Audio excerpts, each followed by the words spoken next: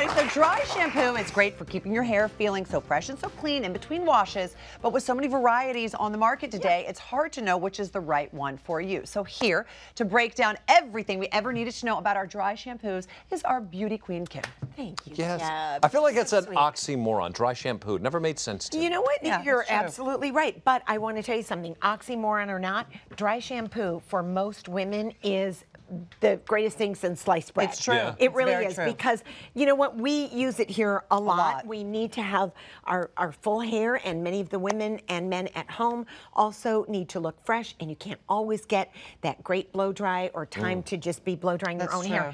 So this has been literally a godsend. So Tell us about the let's- first one. Yeah, let's start out with the very first one, and this is by Hask. It's their dry shampoo. It's for normal to thick hair. And what I want to tell you about this is the aerosol or the spray. And I'll just show you, you know, just looks like hairspray, right? Okay. But what this does is, I like this one so much because when you're doing the dry shampoo, sometimes it can just go into the hair and just get kind of clog it up. You know what I Yeah, mean? and it just looks- kind starts of to look sticks, dull. gets all thick and sticky. So let Yeah. me show you. We're going to step down a little bit, Okay. and we're going to use our model Larissa. And here is actually the correct way to use dry shampoo. You want to split your hair into like 2-inch sections, and then you want to take it. I always shake it up really good, Is this Deb. for dark hair, light hair? Doesn't matter? It doesn't matter, but one thing you do want to do, Mark, is if you're using this shampoo, any dry shampoo on dark hair, you want to make sure you stay about this far away, So it 10 to doesn't start 12 to change inches. the color. Okay. So it doesn't start to change the color. You want to Okay. spray on there, and you can see it gets Yeah. a Yeah. little bit white. But Like, let me show you. she's no, been flocked. No, but let me show you what happens if you go too close with dark hair. Then you Then it get gets like, wet. yeah, it gets So, wet. but that's okay, because then you fluff it. Right, And it goes then away. you fluff it. over. Yeah. You want to go to the roots. You want to split in those 2 sections. Then go all the way around the bottom. Flip your hair over, but you want to sit for about 1 minute to 2, which Larissa's going to do. And then at the very end, you just brush it right through. So- and that's Is there gonna take- different dry shampoos? Yes.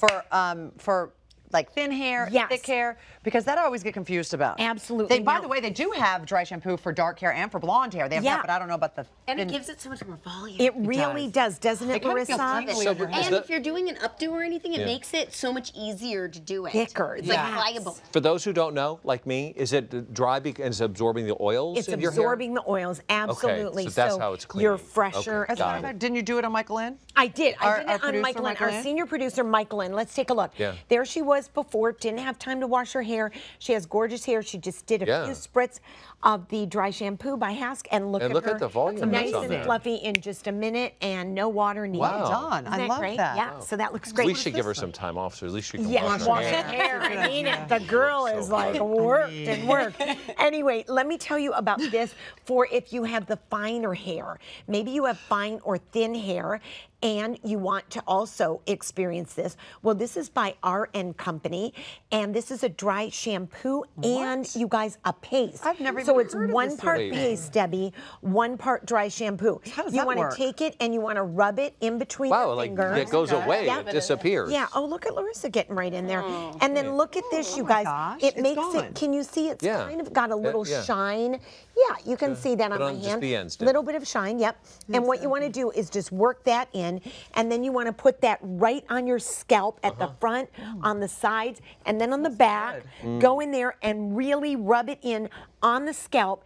Flip your head over, wait just a minute, and then flip back. Now, we used one of our staff members, Jenny Brown. let's see that. She Okay. has beautiful hair. She went out on a run right here at the set. There she was before, after the run. She got a little sweaty. Yeah. And she went in, used the paste. She has that finer hair. Yeah. Used it, worked it through, and look at how That's much color. interesting, because I would have thought a paste for fine hair is not good. No, it adds That's like great. a texture. If It does. You feel it? Yeah. It smells good. Isn't that good? Yep. Now, if you don't want to go out and spend all Right. the money on this, I know you have a solution to making Yes. your dry shampoo Oh. at home. I do. I have a really fun concoction that I made. So, despite whatever hair color you have, I've got the solution for you, and it costs you probably nothing because I bet you have this at home. So, what you want to do is you want to get a little bit of coarse cornstarch. And, you know, this is going to depend on the length of your hair. If you have really short hair, you'll use less. Long hair, you'll use more. Then you get a little bit of cinnamon, believe it or not. And you take the cinnamon, if you've got the blonde hair, you mix it together, and then you just put this little concoction, sprinkle that on your hair. And then here's a little test for you.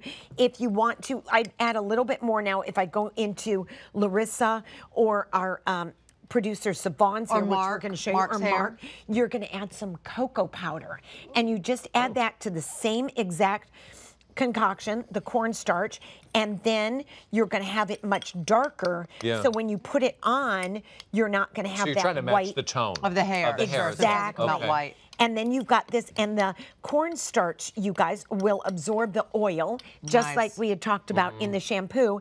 And then, of course, the cocoa and the cinnamon is going to make it smell good and add that coloring. Should we just dump it on her then? You know what's good is if you get your hair colored or extensions or straightened or any of those things, you shouldn't wash it all the time. No. It ruins it. It ruins the color. It's 100% right. And let's take a look at Savon, who I mentioned just earlier with beautiful dark hair, and my producer, Lily. Now, Savon has the darker hair, so she used a little bit more of the cocoa powder before without it, and then just worked it in. And then there's our lovely Lily with the blonde hair, and she just did more cinnamon, no cocoa. If you go to Lily's Instagram, it's all befores and afters. It really is, and it's all part of our segment. Befores and afters. There you go, absolutely. It's all that. And Lily's going to probably take this home with her. So there you go. And what's left over, you can make brownies. So there you go, fluffy hair and brownies. Thank you so much, Kimmy and Larissa and all the others who partook.